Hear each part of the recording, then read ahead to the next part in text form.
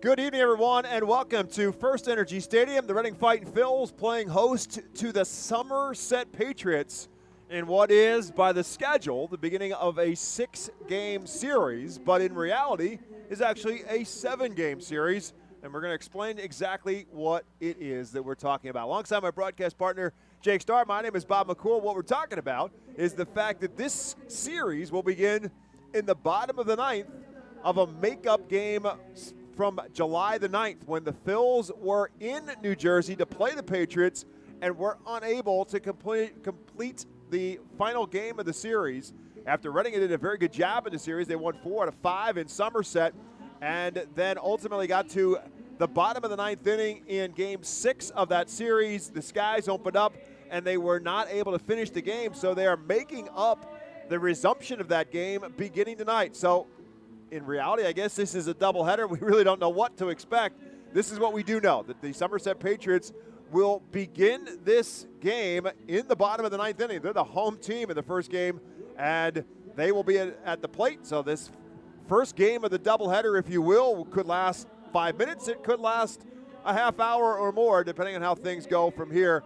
But that's where this starts. But, Jake, the reality of all of this is that the Somerset Patriots, who were the first half champions in the Northern Division of the Eastern League and are right now in first place in the Northern Division as well, are only 3 games ahead of the Fightin Phils, who are right now 2 games under 500. So this is a vitally important series for the Fightins. They can make up some serious ground in the standings. Oh, without a doubt. They can really make up big-time ground in the standings. And, of course, it's interesting because Somerset won that first half title.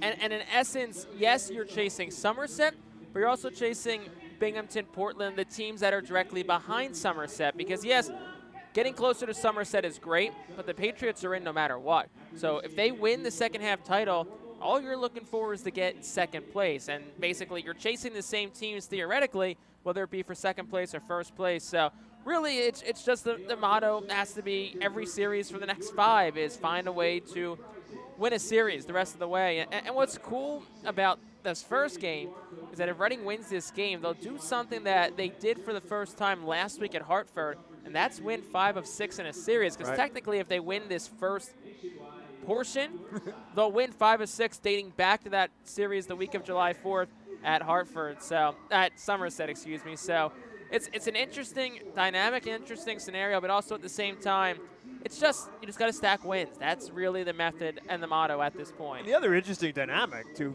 further accentuate your point, which is that the Fightins have played much better on the road in 2023 than they have here in the friendly confines of FirstEnergy Stadium.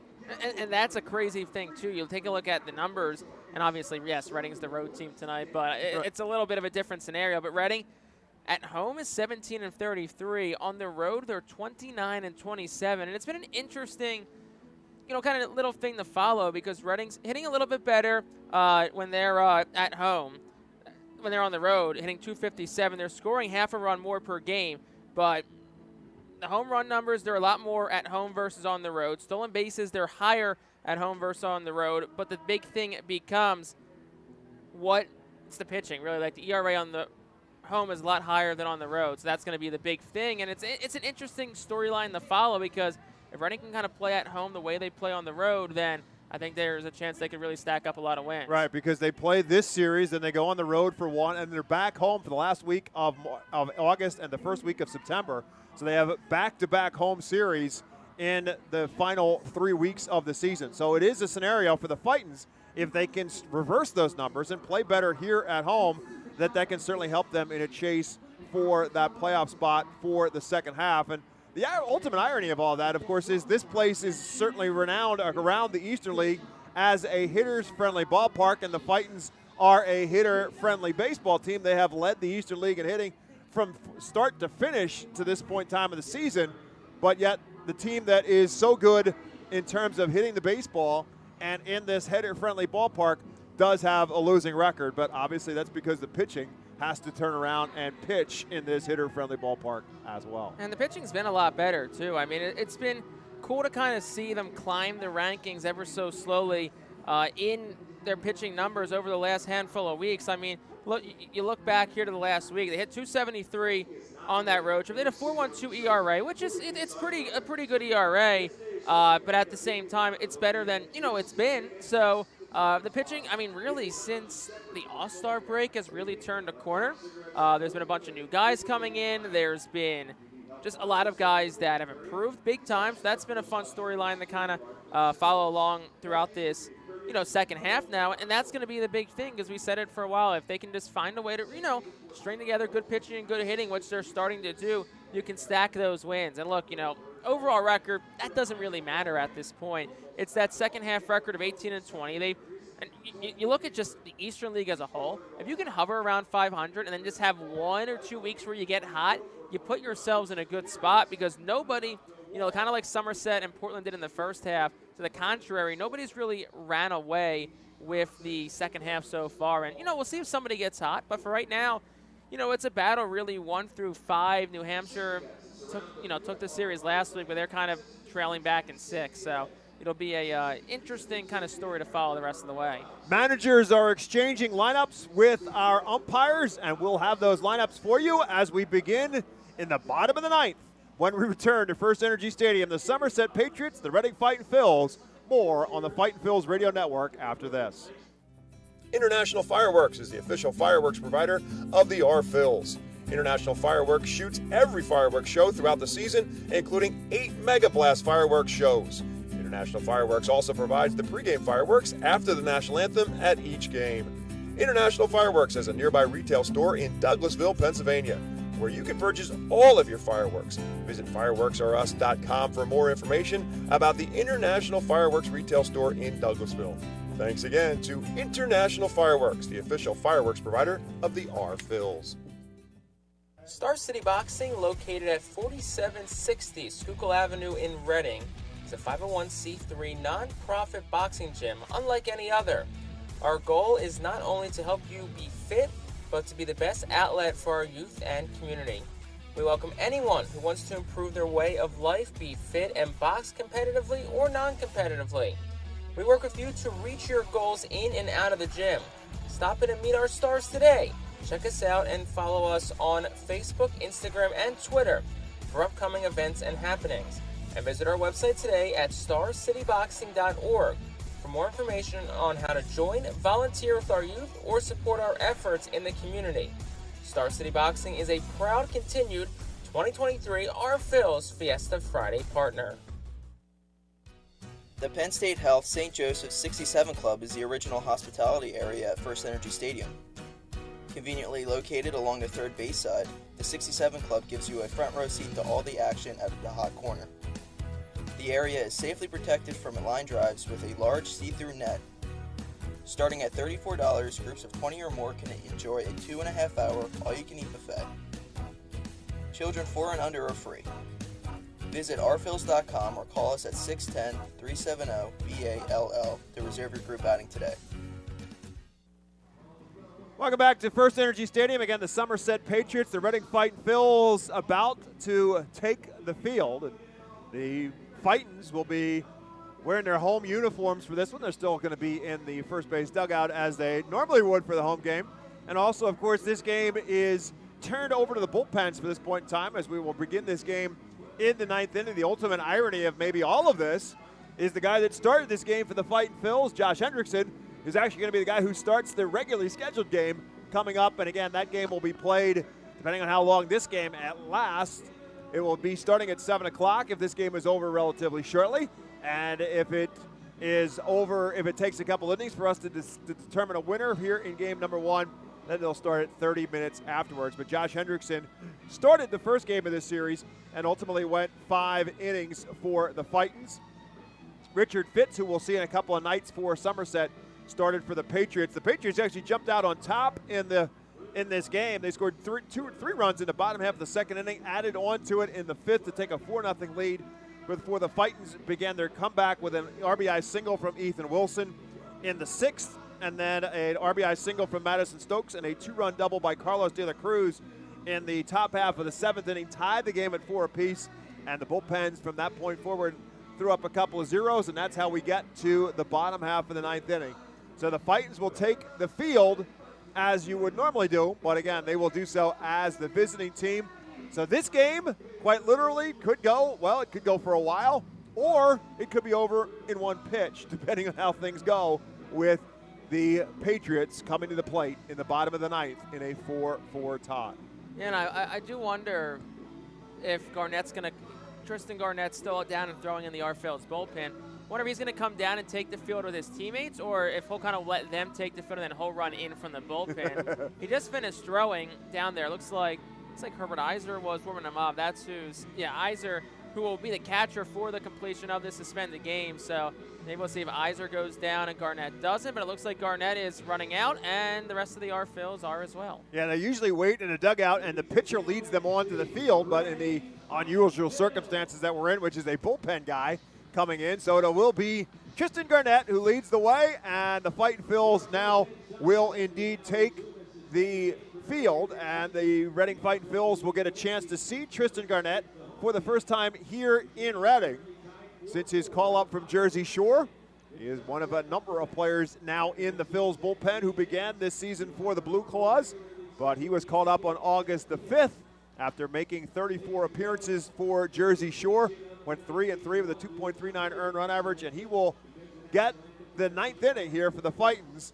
And again, they will take on the Somerset Patriots, who were the first half champions and are right now at 21-17 in first place in the second half. Number of interesting prospects on the Patriots roster. Of course, they are the AA affiliate of the New York Yankees.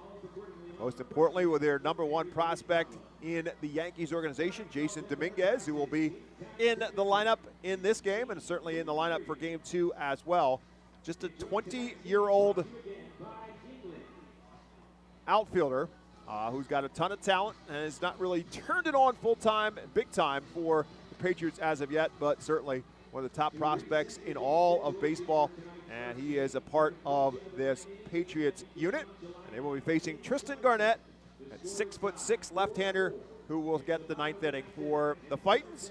And he will actually be facing the bottom of the lineup for Somerset, as Anthony Siegler will lead off for Somerset. Here's the funny irony in all of this. Garnett wasn't even on the Fightin' Phils on July the 9th, so he's going to have an appearance in his season log that comes before he was even caught up. So just the wackiness of the way this is all going to go. So the defense behind Garnett, Baron Radcliffe is in left, Carlos De La Cruz is in center, Ethan Wilson is in right, Jalen Ortiz is at first base, Oliver Dunn at second, Pedro Martinez at short, Madison Stokes is at third, and as Jake said, Herbert Iser is the catcher as Anthony Siegler leads off, and the first pitch from Garnett is up high for a ball. So again, 4 runs and 8 hits and an error for the Phils to this point. 4 runs, 8 hits, and an error as well for the Patriots, as the 1-0 pitch from Garnett is over for a called strike, and so Siegler now sits in a 1-1 count. Siegler 1 for 3 in this game, so he's got 1 of the 8 hits for the Patriots. 1-1 pitch, Garnett off-speed pitch, and Siegler's way out in front of it, and now Garnett is out in front of him. 1 ball and 2 strikes. That's 25-year-old left-hander. Stands at 6'6" and 240 pounds, originally from Oregon. Played his college baseball at Cal State San Domingo Hills. As he rolls this one to Madison Stokes at third, is a throw across the diamond is in time, and that's 1 out here in the bottom of the 9th inning. Yeah, it feels weird to say, doesn't it? Went out in the bottom of the 9th after the first one, but that was a long battle. Good at bat from Siegler, and nice job by Garnett to win that one. Obviously, if you're Reading, you're looking for a quick inning here, then you hope to try and strike in the 10th. So they'll bring up the top of the order now, and Ben Rice batting for Somerset, and the left-hander takes a breaking ball from Garnett out over for a called strike. Rice did not play in this game originally. He's actually a substitution in this game because Trey Sweeney, who started the game, now on the disabled list for the Patriots. So Rice subs in for him playing at first base.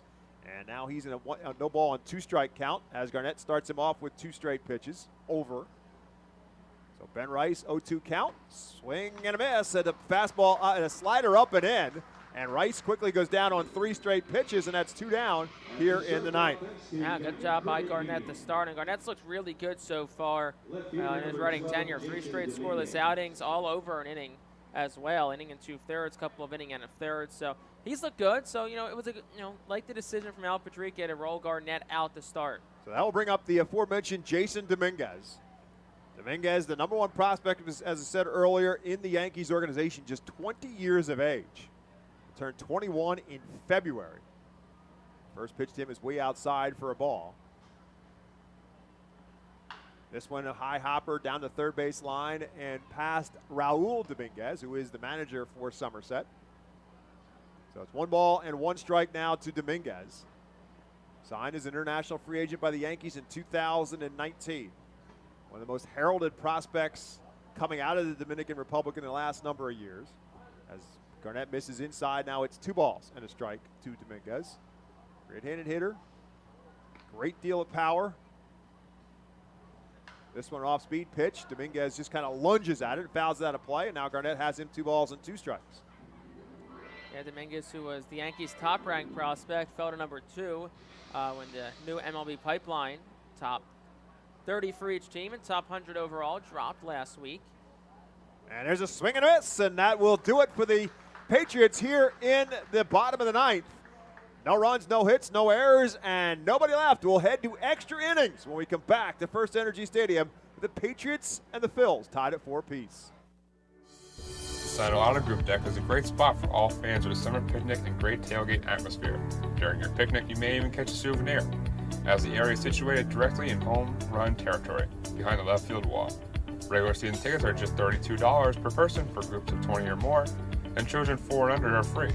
Visit rfields.com/groups or call 610-370-BALL to reserve your group outing today.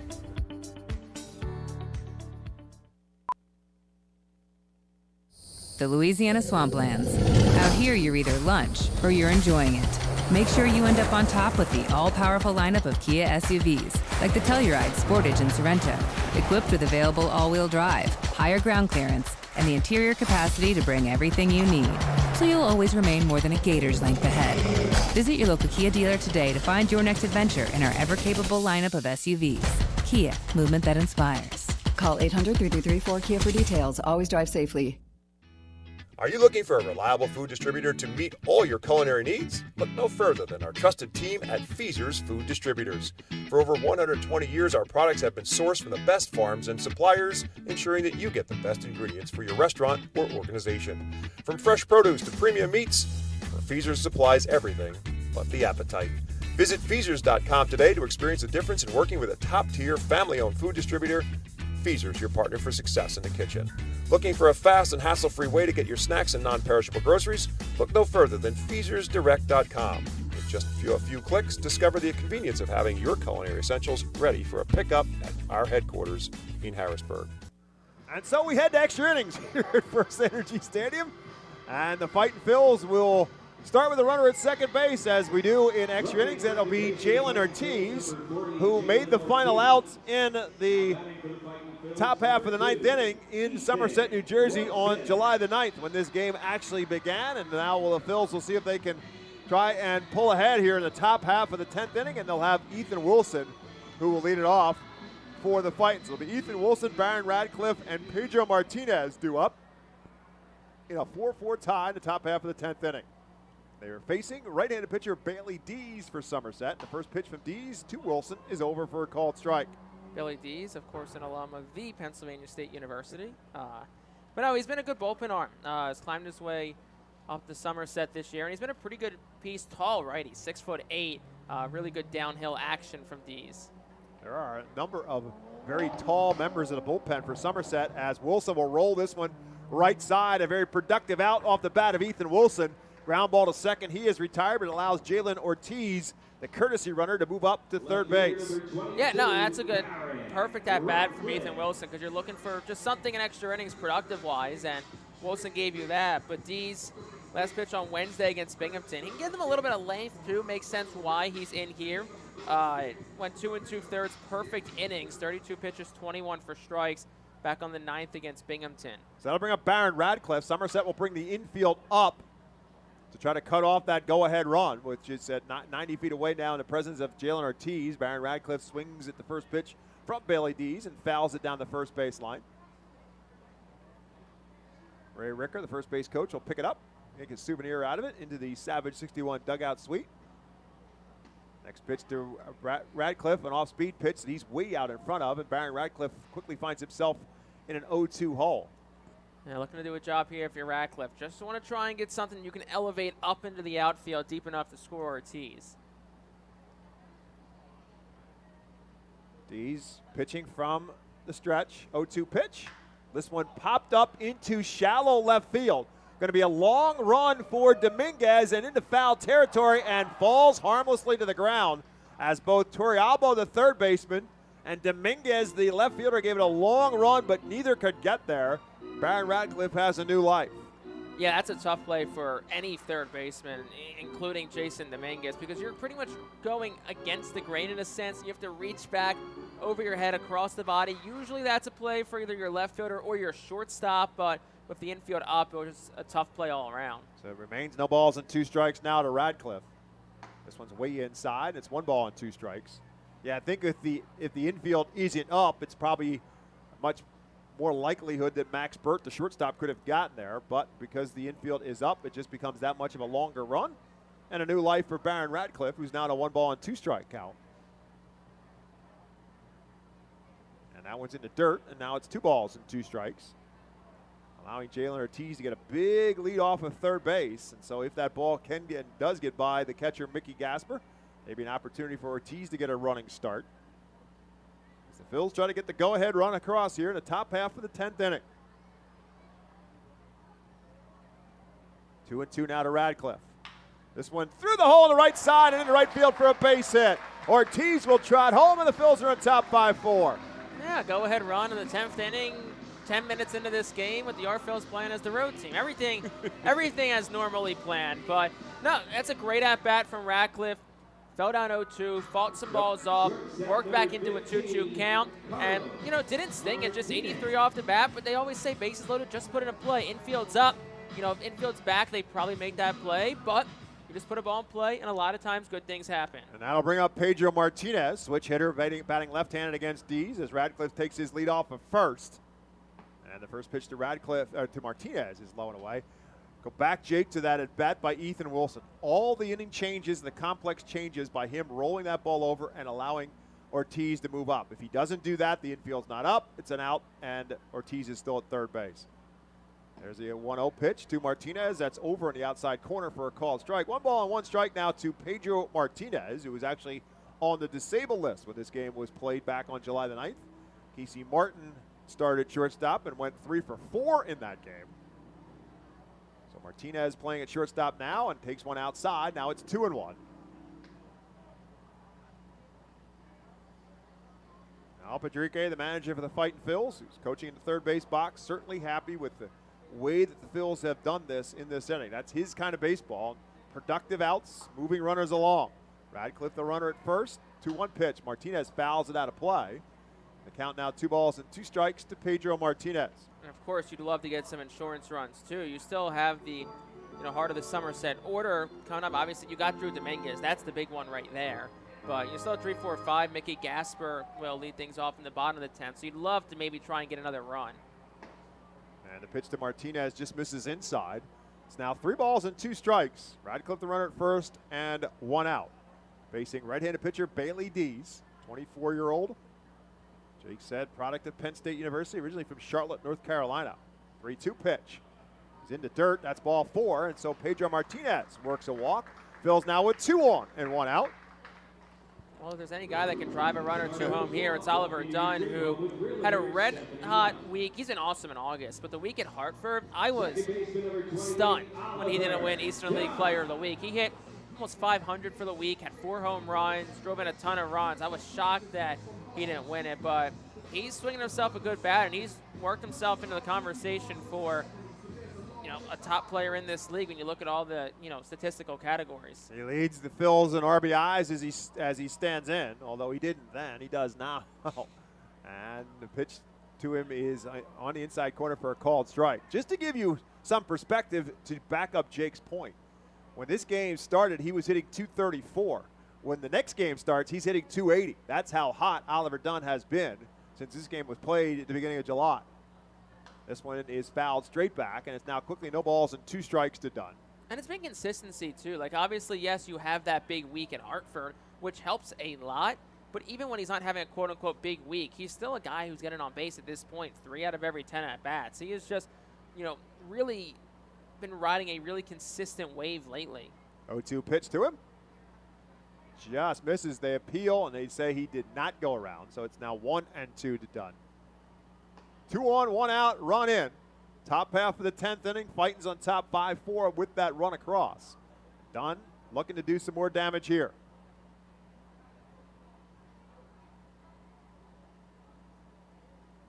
LEDs from the stretch. 1-2 pitch. Lined into left center field for a base hit. Radcliffe got a late jump, but they were going to send him around. He'll score easily without a throw. Another RBI for Oliver Dunn. Another run for the Phils. They lead it 6-4.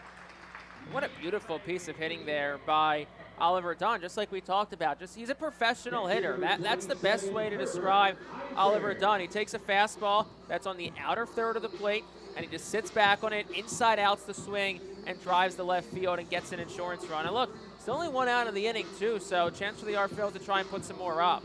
And I'll bring up another left-handed hitter in Herbert Iser. So, in essence, 4 straight lefties batting here with the Martinez included with it, who's a switch hitter. Iser batting left-handed, facing the right-handed hitting Bailey Dees. Still 2 on and 1 out. Now 2 runs across for the Fightins. And Iser rolls this one towards second.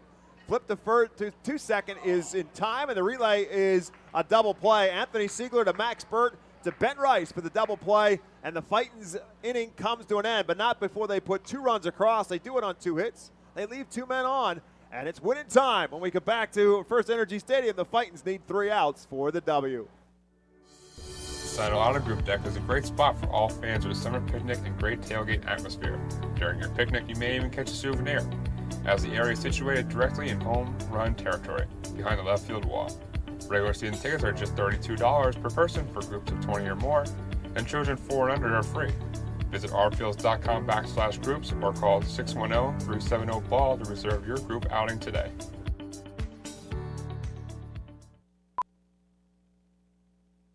The Louisiana Swamplands. Out here, you're either lunch or you're enjoying it. Make sure you end up on top with the all-powerful lineup of Kia SUVs, like the Telluride, Sportage, and Sorrento, equipped with available all-wheel drive, higher ground clearance, and the interior capacity to bring everything you need, so you'll always remain more than a gator's length ahead. Visit your local Kia dealer today to find your next adventure in our ever-capable lineup of SUVs. Kia, movement that inspires. Call 800-3334-KIA for details. Always drive safely. Are you looking for a reliable food distributor to meet all your culinary needs? Look no further than our trusted team at Feaser's Food Distributors. For over 120 years, our products have been sourced from the best farms and suppliers, ensuring that you get the best ingredients for your restaurant or organization. From fresh produce to premium meats, Feaser's supplies everything but the appetite. Visit Feasers.com today to experience the difference in working with a top-tier, family-owned food distributor. Feaser's, your partner for success in the kitchen. Looking for a fast and hassle-free way to get your snacks and non-perishable groceries? Look no further than FeasersDirect.com. With just a few clicks, discover the convenience of having your culinary essentials ready for a pickup at our headquarters in Harrisburg. Tristan Garnett back out there for the Fightins, trying to get 3 outs and get the Phils a quick W here in this completion of a suspended game back from July 9th. The Phils now lead it 6-4. As Somerset bats, and they, of course, will have a runner on second base as well as we begin this inning. And that runner is the guy who made the last out in the 9th in Dominguez. Jason Dominguez, the runner at second base, as Mickey Gasper now bats for Binghamton. And the second pitch to him is bounced foul and into the Fightins dugout. So Garnett now has the count even at 1 ball and 1 strike to Mickey Gasper. Gasper, who didn't start the game originally, but came in later in the game in Somerset for Austin Wells at catcher. And this one is lined into left field. That's going to fall for a base hit. Radcliffe up with it. They're going to hold Dominguez at third base. So with a 2-run deficit on the scoreboard right now, Raul Dominguez, the manager for the Patriots, is just going to try to play a little station to station here. Number 13, Eduardo. First and third now and nobody out. for the Patriots. And that'll bring up Eduardo Torrealba. Obviously, if you're running here, you're just sitting back to turn 2. You got that, and this is why that done single was so important. You have that extra cushion of insurance here where you can sit back, try and turn 2, and if you can, you still sacrifice that run. First pitch lifted into right field and deep. Ethan Wilson going back, still going back, and makes the catch right in front of the warning track. Dominguez will tag and score, but that is one big out here in the 10th as sacrifice fly and an RBI for Torrealba makes it a 6-5 game now in favor of the Fightins. That was a few feet away from giving Somerset the win too, but no, you got the first out. Yes, the run scored, but the runner stayed at first, so that double play is still in order here. So same thing here with Burt up. You're just looking for a ground ball. Max Burke, the batter. The runner on first and one out. Big off-speed pitch that time from Garnett, and Burt way out in front of it. And Garnett jumps out in front of him. Now no balls and a strike. Now time is called at the plate by Burt. Burt actually saw some time at AAA in Scranton for the Yankees organization back in from the middle of June to the middle of July, when he was actually in Scranton at the time this game was started. And now he's quickly behind here. No balls and 2 strikes. And that's gotten him twice on a couple off-speed pitches. 0-2 pitch. Fouled straight back. Big cut that time for Max Burt. Of course, also that first run not earned to the line of Garnett since the runner did start on second base. So still a clean ERA in his short running tenure so far. This is 4th appearance. This one back through the box, off the glove of Garnett. They'll flip. Martinez flips to second for 1. The relay is in the dirt, and Burt will have to stay put at first base. So they cut down the lead runner at second. Big takeout slide. I think Oliver Dunn not real happy with that, but they get the second out at second base. And now 2 down. And you got the ground ball, but a weird play, and honestly good on the Phillies for getting that one out. You want to get the lead runner. Hit off Garnett's glove, and Martinez, a good job, was drifting that way to field it. Hannah had to stop real quick and pivot back, but at least they get that lead runner. So I'll bring up Elijah Dunham now. 6-5 ball game. Tying run at first base for Somerset. 2 down here now in the bottom of the 10th. And the first pitch to the left-hand hitting Elijah Dunham. Breaking ball is over for a called strike. This one lifted foul and down the first baseline and out of play. And so Tristan Garnett quickly gets ahead of Elijah Dunham. No balls and 2 strikes. Patriots now down to their final strike. Jalen Ortiz holding the runner on at first. Outfield plays Dunham around the pull and deep. Pitch just a bit high. Herbert Iser just kind of holding on to that pitch just for a little bit. But it's 1 ball and 2 strikes instead to Elijah Dunham. Yeah, ever so slightly off the plate, but still a really good 0-2 spot from Garnett. Garnett working quickly from the stretch. 1-2 pitch. This one lifted into shallow center field. Carlos De La Cruz will call everybody off. He'll squeeze it for the 3rd and final out, and it turns into a quick one for the Fightins, but a W for Reading as they take game 1 of this series, if you will. The extra inning affair goes to the Fightins by a final score of 6-5. We'll take a quick timeout, back with our post-game show here on the Reading Fightin' Phillies Radio Network right after this.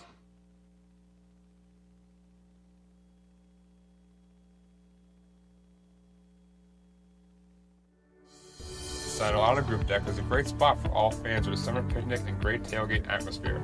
During your picnic, you may even catch a souvenir, as the area is situated directly in home run territory, behind the left field wall.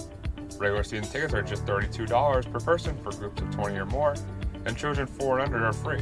Visit rfields.com/groups or call 610-370-BALL to reserve your group outing today.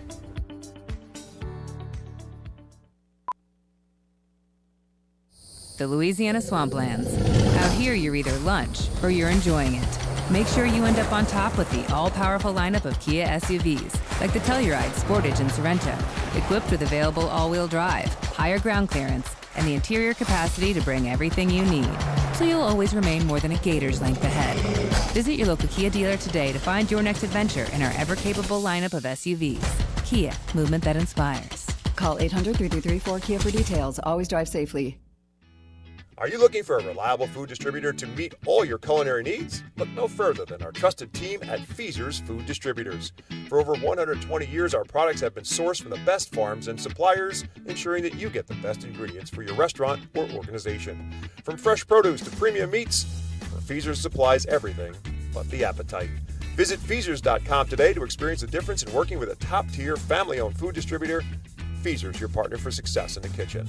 Looking for a fast and hassle-free way to get your snacks and non-perishable groceries? Look no further than FeasersDirect.com. With just a few clicks, discover the convenience of having your culinary essentials ready for a pickup at our headquarters in Harrisburg.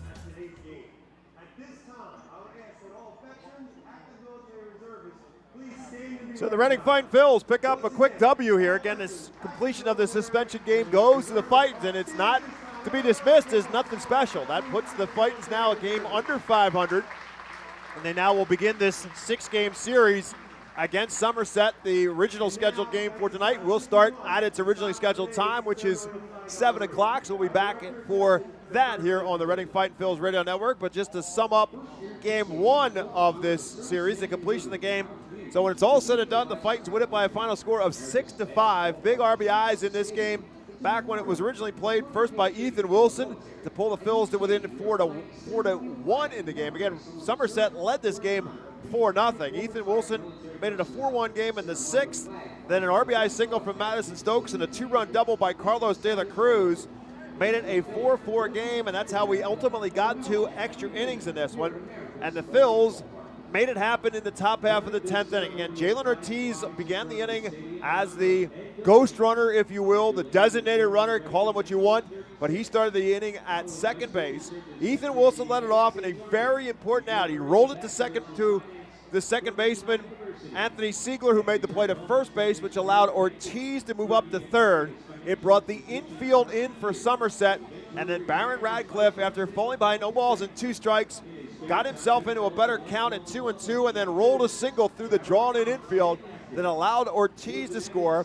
That made it a 5-4 game, but the Phils weren't done. Pedro Martinez then worked a walk, which brought up Oliver Don, who served a single in the left field, and that brought home Radcliffe in what turned out to be a very important run as the Phils took a 2-run lead into the bottom half of the 10th inning at 6-4. Tristan Garnett, who got the 2 innings to work for the Fightins, obviously facing a man on second base as well.